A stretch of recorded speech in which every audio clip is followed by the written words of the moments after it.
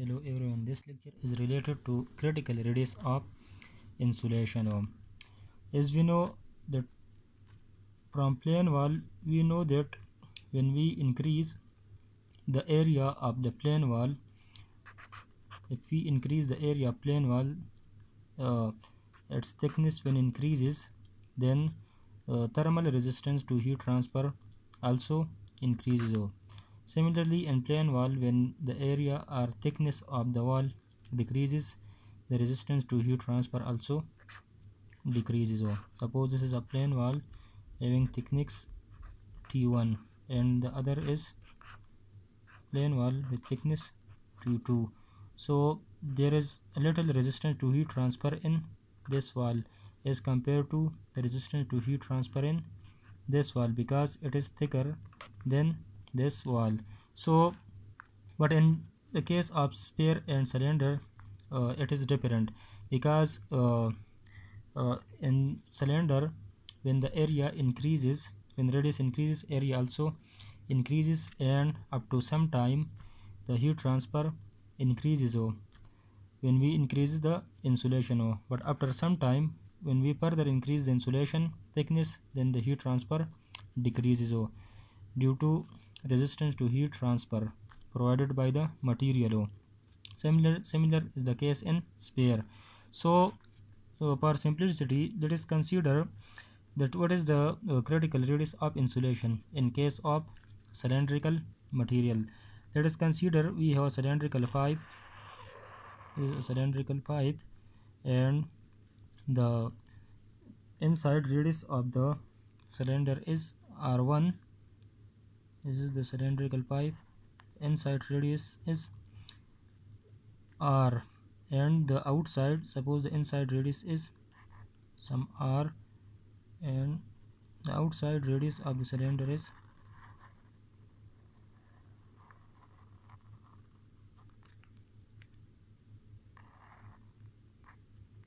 this is R1.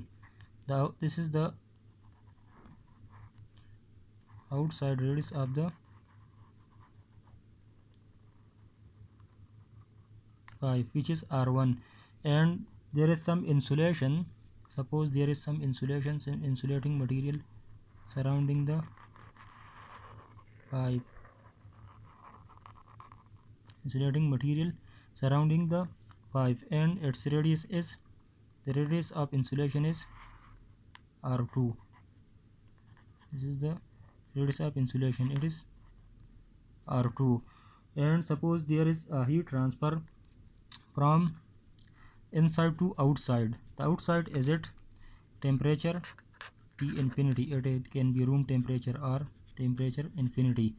And suppose there is some water or air flowing in this direction. The heat transfer from cylinder to the air, and it is inside temperature is T1 and outside is T infinity, and this is the insulation having thermal conductivity K.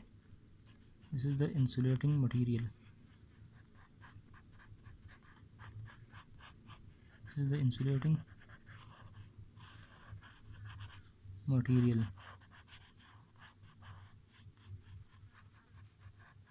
The insulating material having thermal conductivity K.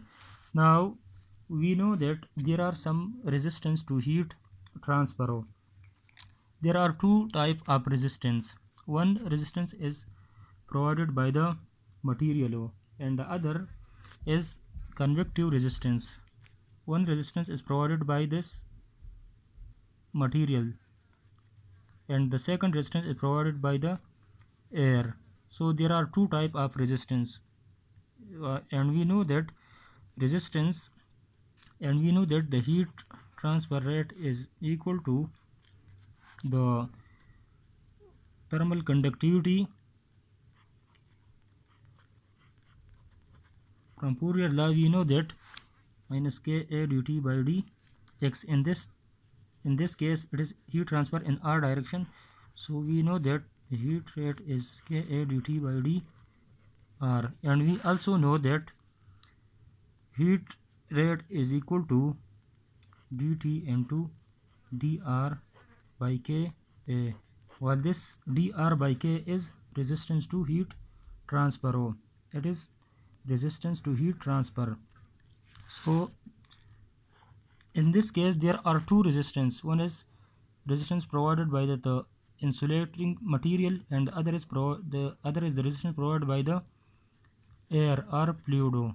And suppose the fluid having heat transfer coefficient H, which is constant heat transfer coefficient H. So in this case there are two resistance. One is provided by the material and the other is provided by the air. So the total resistance is equal to resistance provided by the insulation and resistance provided by the convective resistance. So we know that resistance is equal to, from this relation, suppose this is relation 1, from this relation suppose this is dr by ka is resistance. So from this relation we know that resistance is equal to temperature gradient divided by heat rate. This is temperature gradient divided by heat rate, and it is nothing but resistance. So from this relation we can also write that heat rate is equal to temperature gradient by resistance. So the overall resistance, this is the total resistance or the overall resistance. So from this relation the overall resistance is temperature gradient divided by total resistance, and the overall temperature gradient is T1 minus T2. This is T1 and this is T2. T2 is equal to T infinity. So overall temperature gradient is T1 minus T infinity divided by total resistance. And which is equal to heat rate, which is equal to heat rate. Now we know that this resistance is equal to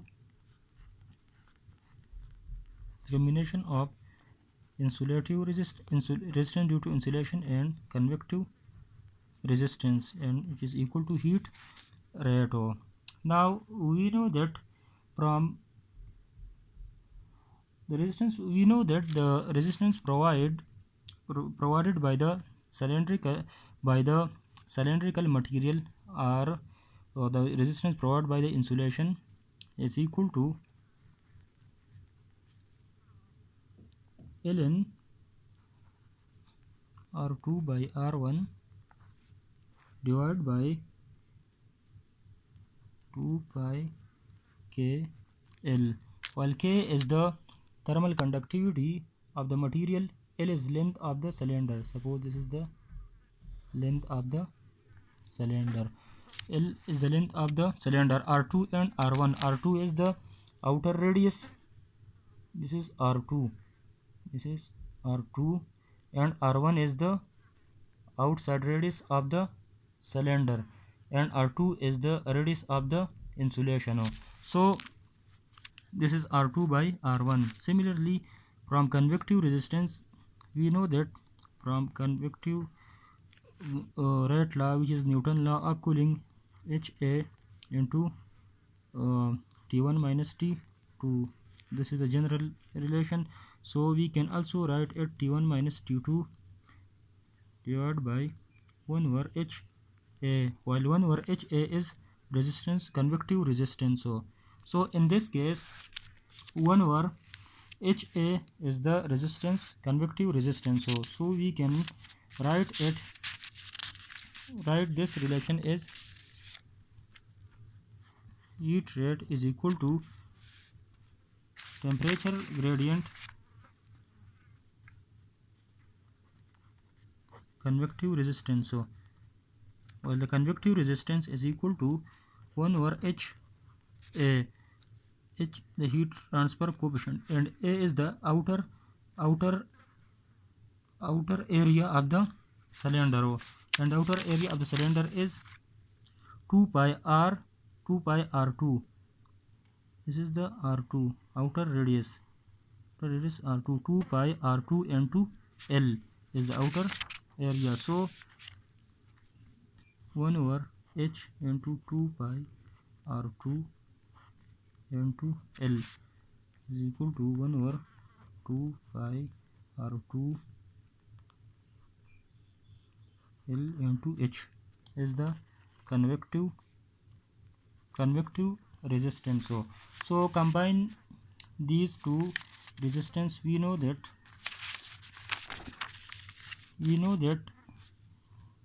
Q naught is equal to T1 minus T infinity divided by insulative resistance plus convective resistance. So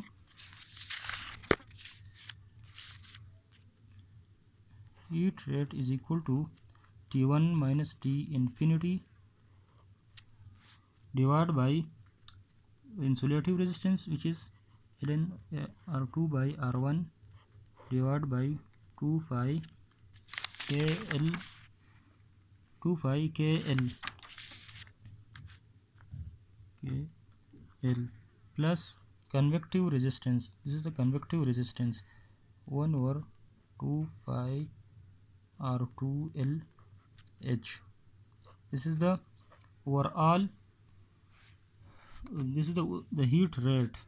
So in case of cylinder, we know that suppose there is a cylinder,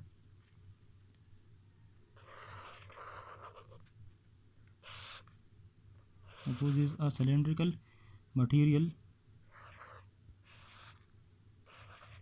and suppose if this is its insulation or thickness, this is the thickness of the insulation, and this is, suppose this is the cylinder. Now when we increase the insulation,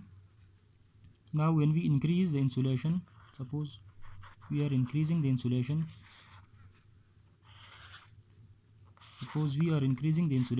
so when we increase the insulation, we are increasing the outer area to heat transfer.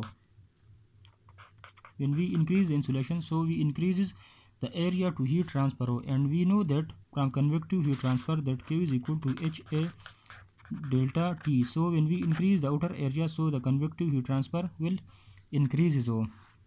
So in this case the convective heat transfer increases, and the heat rate also increases when we increase the insulation. So suppose if we draw the graph between the heat rate and the radius, the thickness of the insulation. Suppose the radius of insulation, suppose this is R2, suppose this is R2 and it is the radius of insulation. Now when we increases the radius of insulation, then the heat transfer will also increases. Suppose this is R2, R1, suppose the R1, this is R1, suppose this is R1 and it is constant, and only R2 is increasing. When we apply the insulation, the R2 will increase. Now if we further increase the R2, then thickness of insulation will further increase, and heat transfer rate by convection will also further increase. So the heat rate increases. So first of all the heat rate increases, and when we further increase insulation, the heat rate will also increase, and so on, and it will come up to some point where when we further increase insulation, the heat rate will not increase. Now if we further increase the insulation, then the heat rate, now the heat rate will not increase, because this insulation will provide some resistance to heat transfer. Up to this limit, when we increase the thickness of insulation or when we increase the radius of insulation, the heat rate was increasing, because of convective heat transfer, because the area was increasing. Now area also increases, but here the thickness of insulation also increases, and the thickness of insulation here, the thickness of insulation is very increasing largely. So here we cannot neglect the radius of insulation. So the resistance, large of the resistance provided to the heat transfer by the insulation in this case. So here we take the resistance provided to the heat transfer by the insulation. So when we increase further the insulation, the heat rate will decrease, because the thickness of insulation further increases. And we we also and it will behave like a plane wall, as we have already discussed that when we increase the insulation, the heat rate decreases. Oh, because thickness of the insulation will increases, the heat rate decreases. Oh, because insulation provided some resistance to heat transfer. Oh. So in this case, when we further increase the insulation, then the heat rate will now further not increases, but it will slowly and gradually it will decreases. Oh, and this is the point, and this and the radius of insulation at this point is called the critical radius of insulation. Oh, critical radius of the insulation. So at this point, if this is the slope, at this point the slope of the curve is 0. If you take the slope, for example, if you take the derivative of dq dr, heat rate changes with respect to radius, as we already discussed in this figure. So change in heat rate due to change in thickness is equal to 0 in this point, and it is called, and the radius at this point is called critical radius of insulation. Oh. So we know that, so this is from equation, suppose this is equation 2. So from equation 2, if we put q, suppose if we put this value in place of q in this, and and so the heat rate at this point is 0. So d by dr 2 and 2 minus t infinity r2 by r1 2 pi kl plus 1 over 2 pi r2 l h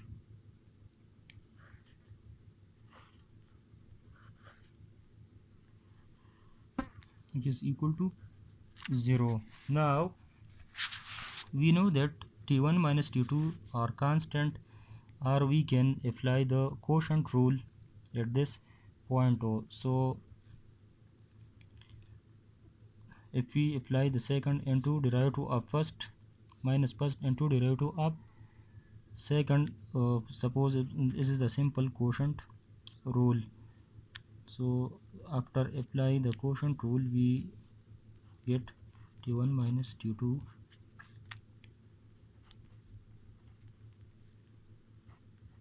ln R2 by R1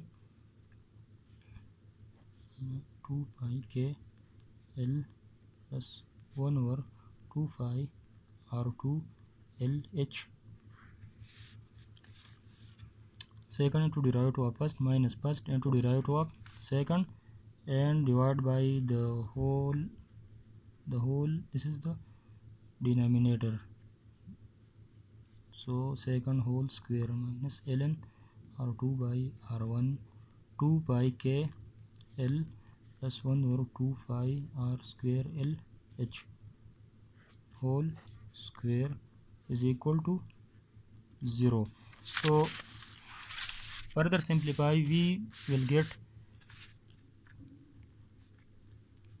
T infinity minus T1 d by dr 2 ln outer radius by inside radius 2 pi k L plus 1 over 2 pi R2 L H divided by ln R2 by R1 divided by 2 pi k L plus 1 over 2 pi R2 L H whole square is equal to 0. So when this multiply with 0, it will become 0, and so it will become d by d r square ln R2 by R1 2 pi k L, this is k L plus 1 over 2 pi R2 L H is equal to, and to T infinity minus T1 is equal to 0. This come to the denominator, it will also become 0. So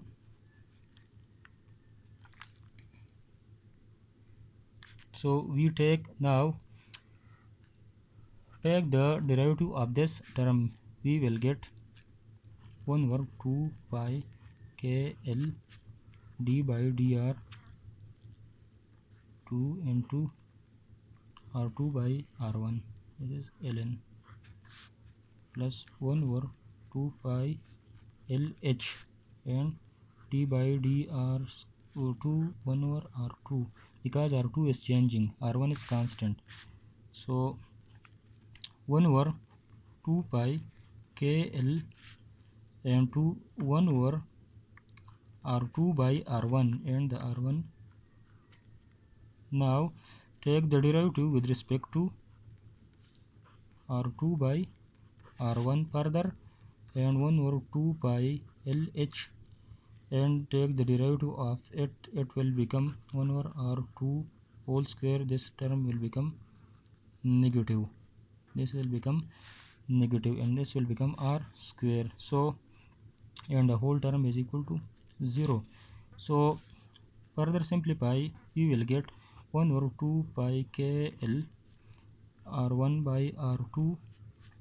Now R1 is constant, take it outside, this will become 1, and R2 with derivative of R2 with respect to R2, it will become 1, and it will minus 1 over 2 pi LH 1 over R2 square is equal to 0. Now further simplify it, this term cancel with this term, L cancel with L, and now 1 over R2 minus 1 over R2 square, and there is a K, thermal conductivity is equal to 0. So now the critical radius, now at this point the R2 will become critical radius, because at this time when the derivative becomes 0, then the R2 become critical radius. R2 will become RC. So we can also write, in place of R2 we can write RC. RC can be, RC is equal to, R2 can be, in the place of R2 we will write RC, because it is a critical radius, and at this point the derivative is 0. So 1 over K RC minus 1 over RC square. So critical radius, further simplify, KRC is equal to 1 over RC square. The RC cancel with this RC, and K will become, now there is a one term H, there is H, sorry, there is some term H, and here is also H, so K is equal, so critical radius is equal to K by H. This K is thermal conductivity of the insulation, and H is the heat transfer coefficient, and it is called critical radius. It is the ratio between the thermal conductivity of the insulation or thermal conductivity of the material and the heat transfer coefficient.